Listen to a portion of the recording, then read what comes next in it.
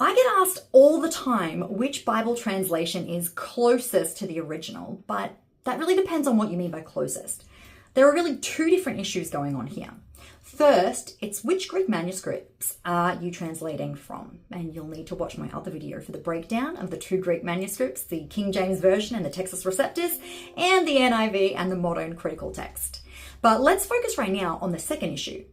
How are you translating whatever Greek manuscript you have into English? So let's call this translation philosophy. I'm going to take an example from Amos chapter 4 verse 6. You know, in Hebrew, God says, I give you cleanness of teeth. Now, if you read the King James Version, it says exactly that. I have given you cleanness of teeth. Now, that's very word for word or very literal. But here's the problem. Most modern readers don't know what clean teeth is because it's actually an ancient Hebrew idiom. And that doesn't actually mean today good hygiene. It means that there was no food to eat. The teeth were clean because they had nothing to chew. So translations like the NIV actually render it something like, I gave you empty stomachs. Now, that's not word for word, but that's thought for thought.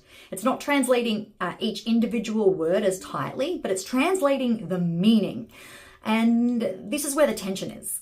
A word-for-word translation tries to stay as close to the original language and structure and vocabulary.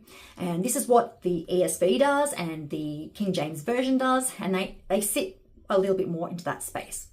But a thought-for-thought translation tries to communicate the meaning clearly in natural, idiomatic English. And examples are the NIV or the NLT, which lean more towards an approach that is like that, a thought for thought. Now, neither approach is better or worse by definition. It's simply just a different translation, and it's a different translation philosophy.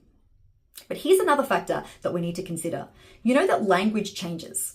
The KJV was written in 1611. And English has dramatically shifted since then. In fact, words like prevent, conversation, or even let meant something different back then. And sometimes original intent can actually be lost for modern readers because the English itself has actually aged. So which translation is closest to the original? If by closest you mean closest to the original English Bible tradition, then King James Version is up there. But if you mean closest to the earliest Greek manuscripts, then the NIV is up there. But if you mean closest to the exact Greek wording, then honestly, no English translation ever fully achieves that. Because the New Testament, it wasn't written in English. And every English translation is just that. It's a translation, each with its own translation philosophy. Either a word for word, or something that's more literal, or a thought for thought, or even sometimes a paraphrase.